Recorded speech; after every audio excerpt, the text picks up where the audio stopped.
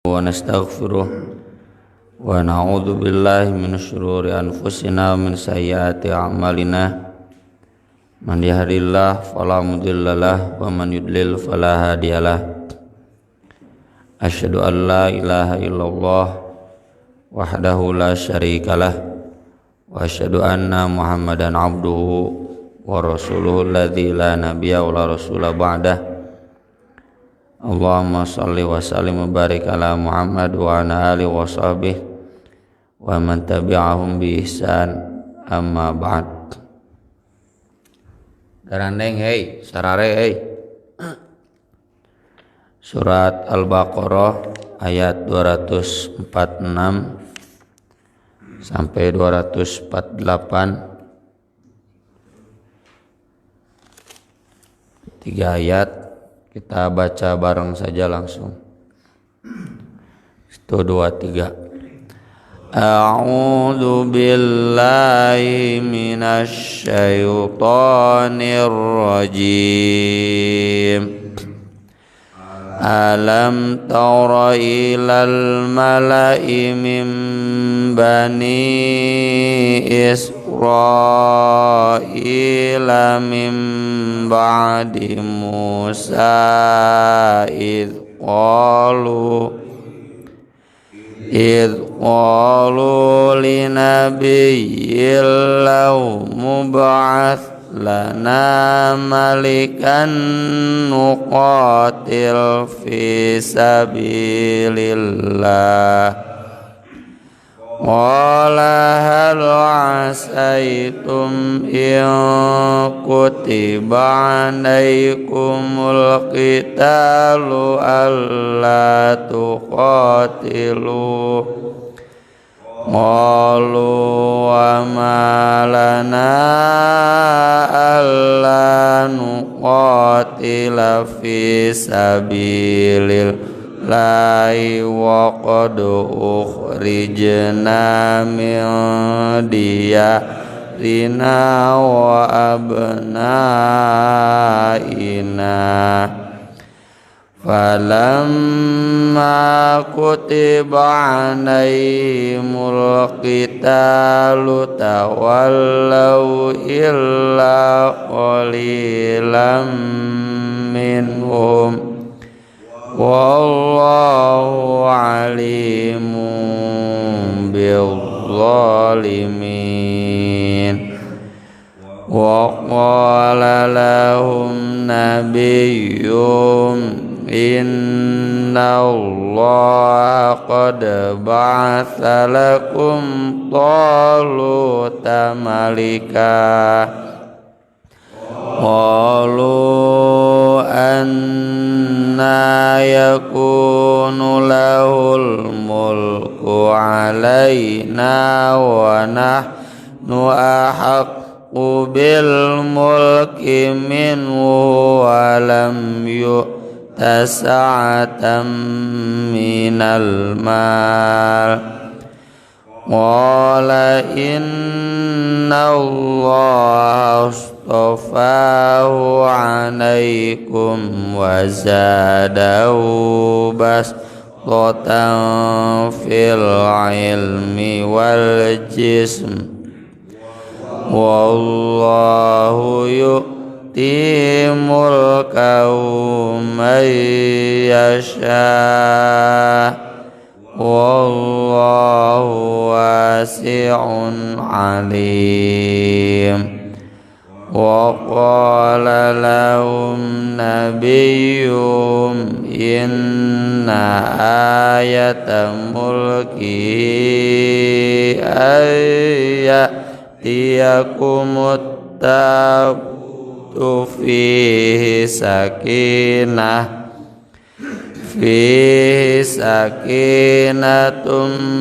min rabbikum wa baqiyatum mimma taraka alu Musa wa alu Haruna tahmilul malaikah.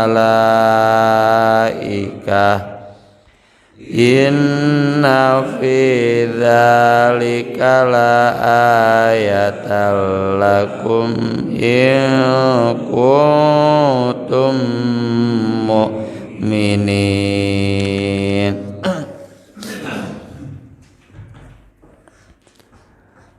Ayat-ayat yang kita baca ini terkait jihad atau perang di masa Tolut dan Nabi Dawud. Ini terkait Bani Israel, otomatis dalam kitab-kitab tafsir ada banyak dikutip Israiliyat. Israiliyat itu kisah-kisah yang ada di dalam Bible.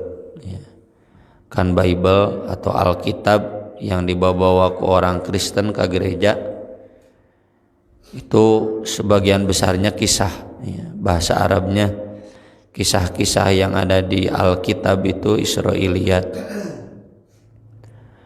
dan sudah sering dibahas termasuk dijadikan muqaddimah oleh Imam Ibnu Katsir dalam kitab tafsirnya bahwa Israiliyat itu statusnya mauquf.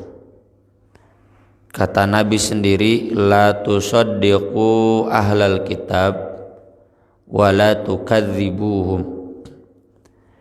Jangan membenarkan ahli kitab, juga jangan menyalahkan. Wa qulu amanna billah wa ma unzila ilaina wa ma unzila ila Ibrahim wa Ismail, dan seterusnya. Cukup katakan kami beriman kepada semua yang diturunkan kepada para nabi, termasuk wa ma unzila ila Musa wa ma unzila Musa wa Isa wan nabiyyuna min rabbihim. Kenapa tidak boleh dibenarkan? Karena ada sebagiannya yang salah. Kenapa tidak boleh disalahkan? Karena ada sebagiannya yang benar. Mana yang benar, mana yang salah, Nabi tidak merincinya. Karena kalau harus merinci capek, ya. Itu perlu penelitian yang mendalam, termasuk wahyu tidak turun untuk itu, karena Al-Quran bukan kitab dongeng. Al-Quran kitab pelajaran, kitab peringatan. Ini untuk membimbing manusia itu sendiri. Jangan terlalu senang sama dongengnya, sama kisahnya, tapi harus selalu mengambil pelajaran-pelajaran inti dari setiap kisah. Yang kedua, ini untuk memudahkan umat Islam. Seandainya dongeng-dongeng itu mau dirinci, dah pasti mulai puasna, ya. Contoh, buku-buku novel Harry Potter misalkan difilmkeun, sok tanya para Harry Potterian, puas tidak dengan difilmkan itu? Atau Avengers, ya, dari mulai musuh nasi Loki sampai kasih Thanos, ya, difilmkan kan 1, 2, 3. Ini para pembaca komiknya puas atau tidak? Tidak, ya, karena ada detail-detail yang terlewat. Atau ayat-ayat cinta di kita maya, ketika cinta bertasbih zaman saya dulu remaja, ya. Apakah para penontonnya puas? Nyari orang mah dateng nyaho novelna, nya gitu gitu puas. Tapi kalau para pembaca novelnya tidak puas karena ada banyak detail-detail yang dilewat. Jadi seandainya Quran mau fokus, seandainya ya, karena tidak fokus di kisah, itu tetap saja tidak akan memuaskan. Karena buku sejarah, buku sejarah Indonesia yang diajarkan di SMA Jeung nu aslina wae ge tetep banyak detail-detail yang terlewatkan. Contoh misalkan Pak Habibie nulis detik-detik kekuasaan beliau nya naon judulna teh detik-detik, itu kan banyak yang protes. Wiranto protes, bukan Wiranto, Prabowo protes ya. Kemudian nya nu berseberangan dengan Wiranto SBY protes ya. Ada detail-detail yang tidak tercover padahal bukunya geus skandal ya. Jadi seandainya Quran mau fokus di kisah, tetap ya tidak akan memuaskan meskipun kitabnya sudah tebal. Dan entah harus dengan ketebalan berapa jilid dari Quran yang sekarang ya, kalau Quran mau fokus di kisahnya. Contoh ya ini kitab tafsir nya Al-Misbah yang kadang detail di kisahnya, atau kitab yang dari Kemenag itu kan 10 jilid. Bayangkan Quran 10 jilid, kumaha macana, kumaha ngapalkeuna, kumaha ngajina, ieu nu sajilid wae ge nya teu anggeus-anggeus gitu. Karena sekali lagi Quran bukan kitab dongeng, Quran kitab pelajaran. Maka dari itu kita fokusnya di pelajaran. Catatan yang ketiga, yang namanya sejarah itu ilmu yang menurut para ilmuwan bukan ilmu sebetulnya. Sejarah itu lebih ke humaniora. Ari ilmu makan Pak, ilmu sains, IPA, IPS. Hari sejarah mah humaniora, kebudayaan ya. Kenapa? Karena sebetulnya tidak bisa dikategorikan ilmiah. Hese nangtukeun ilmiah, nah sejarah mah subjektif. Jadi bagaimana sebetulnya proses dulu Prabowo berhenti dari tentara teh, itu tergantung nulisna ya. Menyebutkan Prabowo teh dipecat, cek SBY tidak terlalu seperti itu gitunya. Da SBY nak keur deukeut jeung Prabowo ya. Harita mah SBY keur deukeut jeung Wiranto mah setuju aja, subjektif. Tah ieu sarjana sejarah Eshum gelarna sarjana humaniora. Kenapa dimasukkan humaniora? Humaniora itu budaya. Karena memang yang namanya sejarah itu susah ilmiahnya. Jadi Nabi mengatakan la tusaddiqu ahlal kitab wa la tukadzibuhum, itu sudah terasa oleh ilmuwan hari ini. Yang namanya sejarah itu susah ilmiahnya. Sejarah itu tergantung penguasa, tergantung penulis. Susah ditentukan mana yang benar dan salahnya. Nah, karena susah itu maka bijak kalau Al-Quran cukup mengambil yang disepakati benarnya dan yang ada pelajaran-pelajarannya, detail-detailnya, meski tentu tidak memuaskan ya, bukan itu fokus di Al-Quran. Justru kita diarahkan sampai kapanpun tidak akan pernah memuaskan yang namanya sejarah, yang namanya kisah najar skandal oge, tetap saja tidak akan pernah memuaskan. Jadi mau dituturkeun ta nafsu memuaskan di dalam Al-Quran itu. Dan kenapa dalam kitab-kitab tafsir itu ada Israiliyat? Karena memang karakter umat terdahulu sama dengan kita, hayang jelas gitu. Cari senasarare Kang Iman.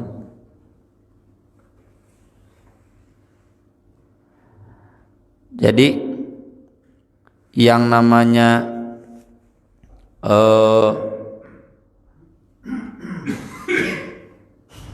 ini kisah Tolut ya, kisah Tolut, kisah Nabi Dawud, ini detail-detail kecilnya para sahabat zaman dulu juga ingin tahu. Nah, sementara itu orang Yahudi, orang Kristen yang berinteraksi kan sebagai tetangga, mereka banyak tahu ya. Minimalnya sebagai sejarah. Meski sebetulnya sejarah itu tadinya banyak subjektivismenya. Maka dari itu bertanyalah dan berceritalah ya orang-orang Yahudi ini, sehingga kemudian turun temurun diriwayatkan. Dalam konteks tafsir ini sebisa mungkin kita tidak masuk ke Israiliyatnya, kalaupun ada Israiliyat, dengan beberapa catatan ya, untuk sedikit memperjelas, meski sebetulnya tidak akan terlalu jelas, dan kalaupun tidak jelas tidak apa-apa, karena yang penting pelajarannya. Tolut itu raja yang diangkat ya oleh Bani Israel, yang nanti setelah Tolut meninggal digantikan oleh Nabi Dawud. Nabi Dawud ini salah satu pasukan dari Tolut. Kalau dalam dongeng anak-anak bukunya, Nabi Dawudnya masih kecil, kemudian membunuh Jalutnya dengan katepel, batuna ngomong. Nah eta mah dongeng ya Israiliyat nya, jang barudak mah teu naon lah. Jang urang mah teu kudu. Nabi Dawud dalam catatan sejarah itu hidup tahun 1040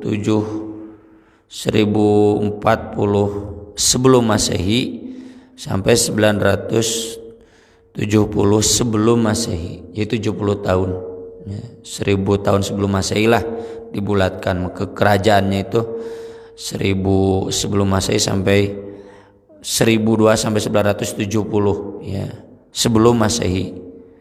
Imam Ibnu Katsir di sini memberikan catatan zaman Nabi Dawud itu jaraknya dari Nabi Musa kurang lebih 1000 tahun. Karena memang menurut sejarawan Nabi Musa itu ketika berhadapan dengan Firaun kurang lebih tahun 2000 sebelum Masehi.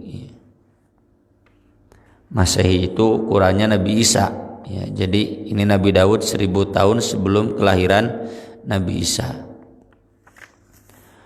Alam taro, tidakkah kalian perhatikan, ilal malai, kepada tokoh-tokoh, mim bani Israil, dari Bani Israil, mim ba'di Musa, setelah Musa, idh qalu, ini setelah Musa jaraknya kurang lebih tadi kata Imam Ibnu Katsir 1000 tahun. Idh qalu, ketika mereka berkata, li nabiyyin, kepada seorang nabi lahum, yang ada di tengah-tengah mereka. Nah ini kalau dalam Israiliyat nabinya Nabi Samuel. Saya sebutkan, kalau di Al-Quran di hadis nggak disebutkan nabi siapa. Dan oleh karena itu tidak dimasukkan dalam 25 nabi, karena 25 nabi yang disebutkan namanya dalam Al-Quran.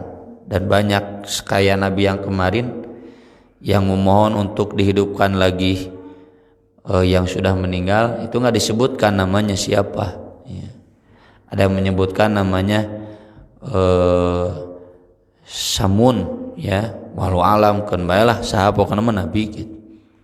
Dan nabi di Bani Israel itu seperti khalifah ya. Bani Israel itu kullama halaka nabi khalafahu nabi.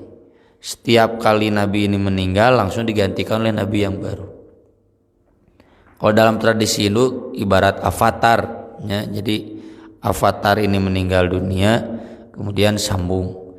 Saya menduga kuat tradisi avatar itu menjiplak ti nabi. Jadi ketika Nabi Musa wafat, ada Nabi Harun wafat, ada nabi yang lain, langsung ganti. Tidak pernah putus sampai nanti Nabi Isa. Nah, Nabi Isa ke Nabi Muhammad itu disebutnya ala fatratim minar rusul. Ada di surat Al-Maidah, masa terputusnya kerasulan. ya. Jadi nabinya nabi siapa? Wallahu alam.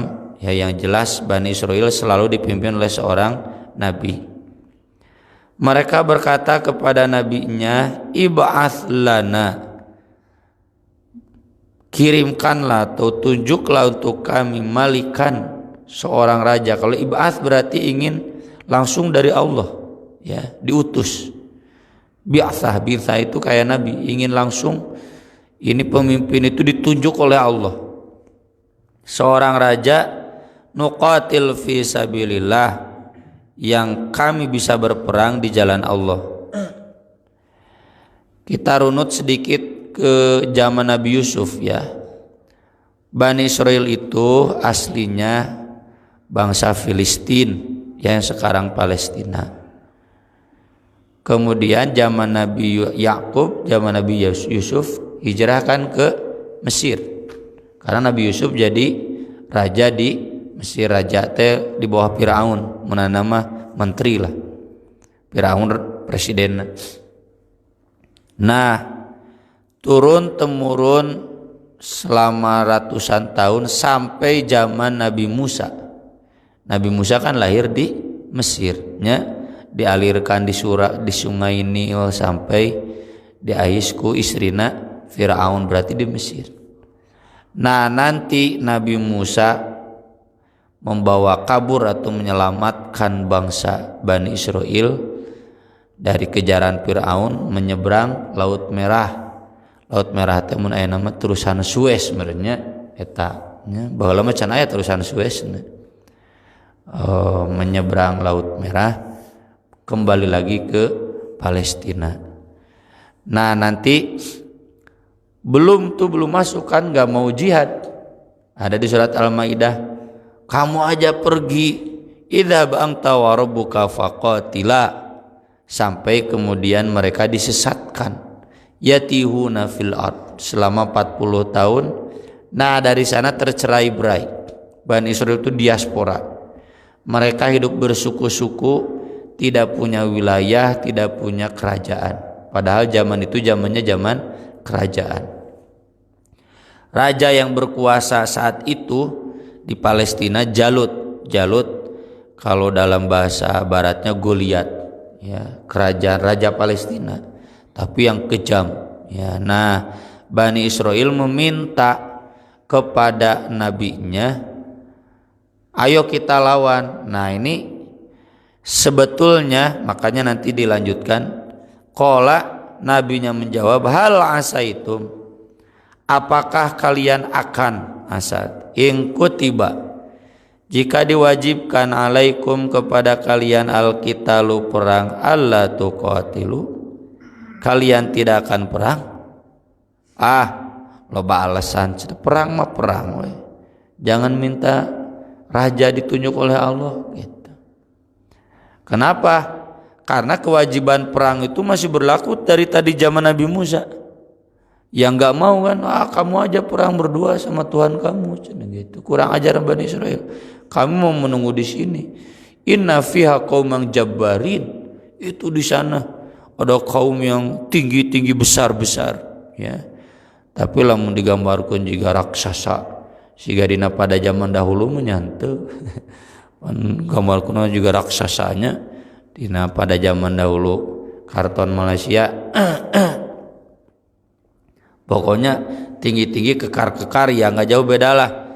Kita Persib main jeung Barcelona gitu. Si Messi nu pendek teh pantar jeung pemain urang gitu. Jadi rangkung memang bangsa-bangsa mereka itu. Tinggi-tinggi al-hari perang.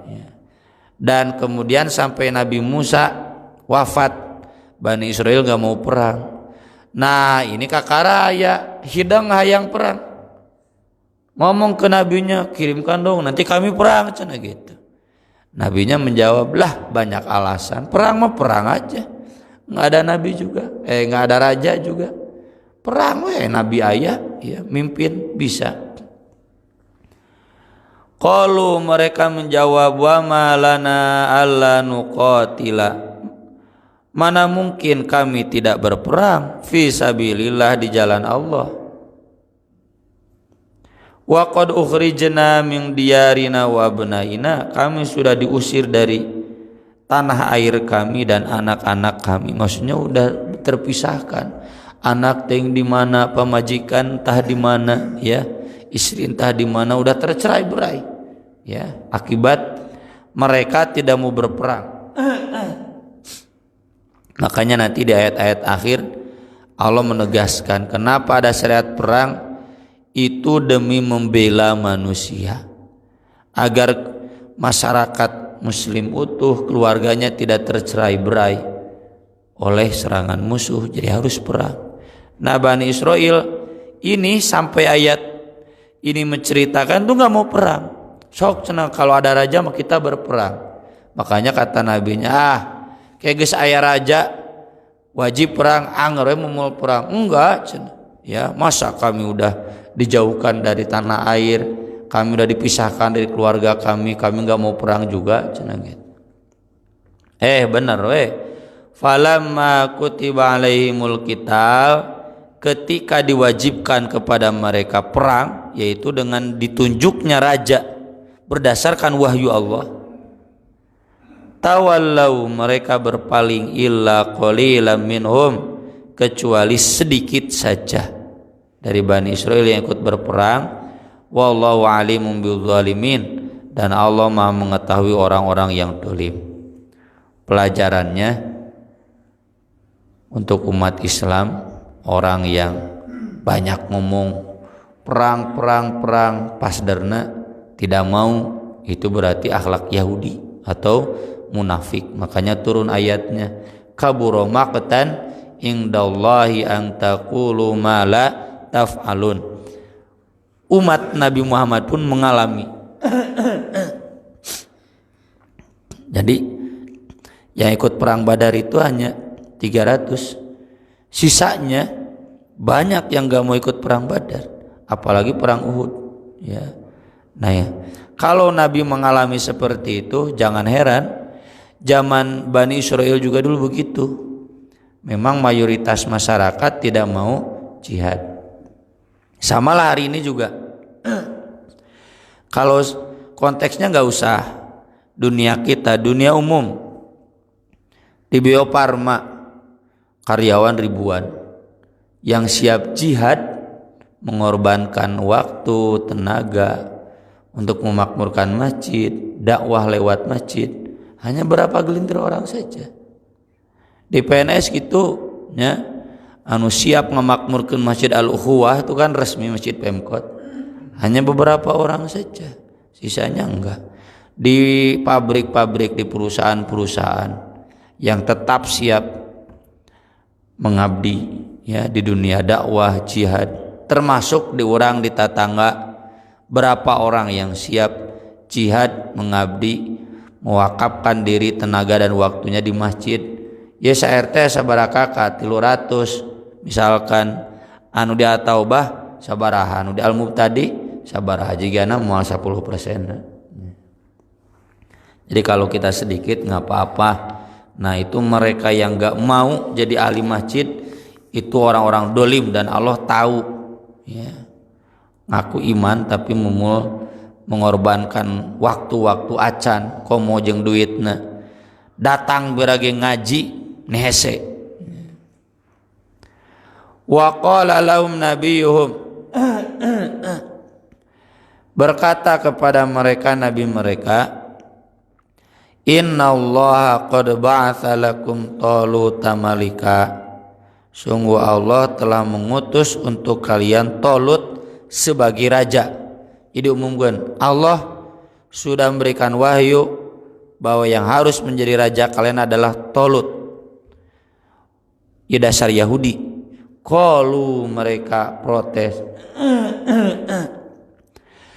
anna, mana mungkin, yakunu lahul mulku, jadi baginya raja, alaina, di atas kami, wa nahnu ahaqqu bil mulki minhu, kami lebih berhak jadi raja daripada dia, walam yu'ta, dan dia tidak diberi saatan, keluasan, minal mal, dari harta, ya. Takiwari pilpres, pilkada itu modelnya model Yahudi demokrasi itu. Tapi masih lebih mending lah daripada yang bukan demokrasi.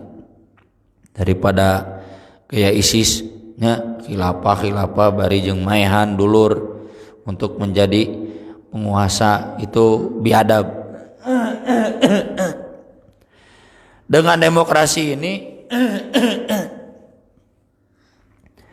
yang bisa jadi pemimpin teh kudu nu loba duit atau banyak pendukung-pendukung yang siap dengan uangnya.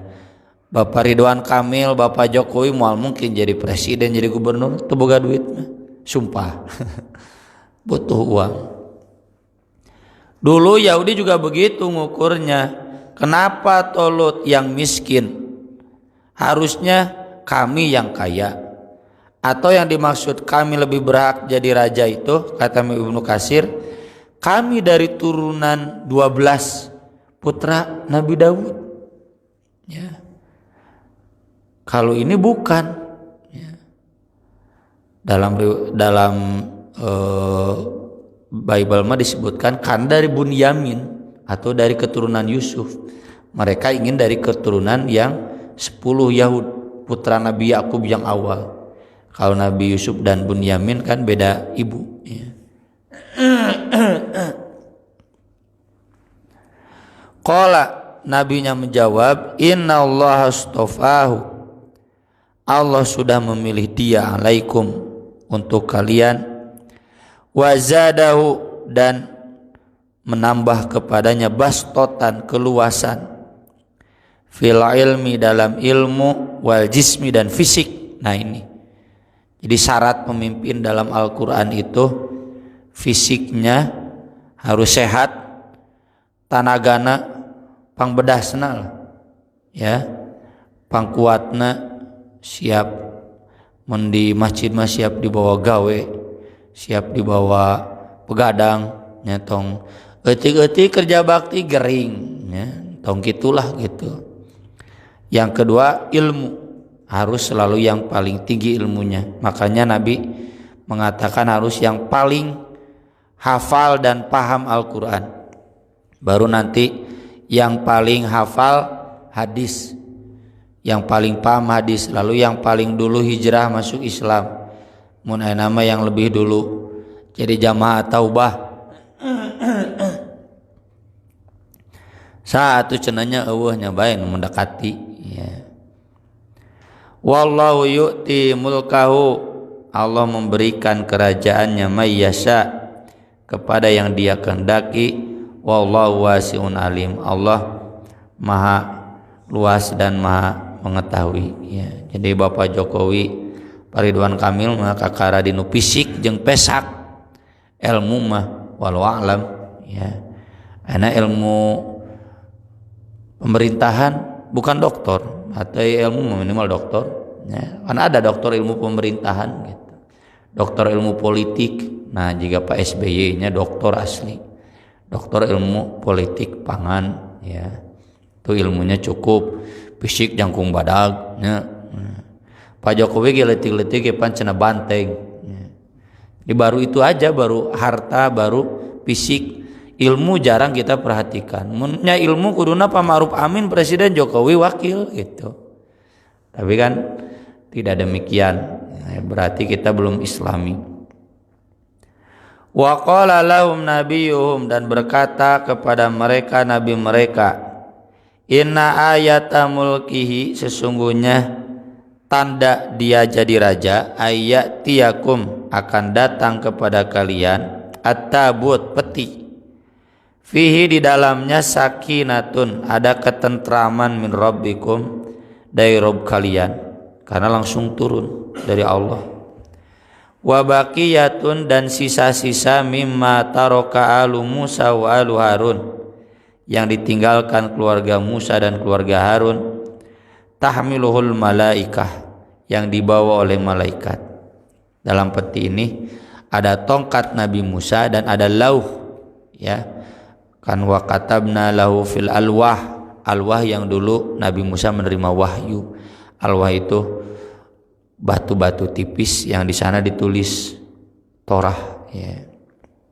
Jadi di peti itu dalam sejarahnya Bani Israel ketika Nabi Musa meninggal kemudian mereka dijajah oleh bangsa Jalut ini, mereka kan terpencar.